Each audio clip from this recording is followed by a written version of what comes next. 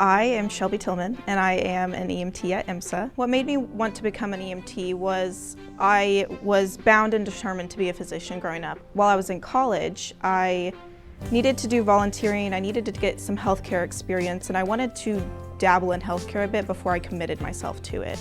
And so one of my advisors suggested that I became an EMT. So while I was in college, I got my EMT certification and I started working as an EMT.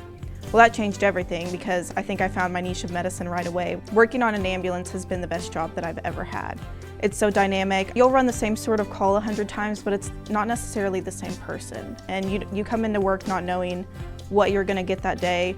I mean, really, you don't even know the weather because it's Tulsa. But I just love the job, and so I stuck with it. And now I'm in paramedic school to move on further in my career at EMS. So I think what drew me here solely was that they cover where I grew up in my home, and it means a lot to me to be able to serve the people that I've grown up with. So like cousins, family members, friends, all of that, those are well within the county that I'm serving.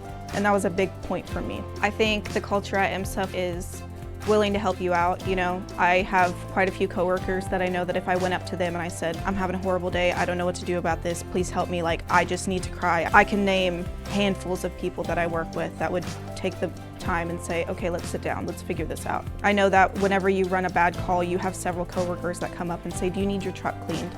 Do you need help with anything? Do you want to talk about it?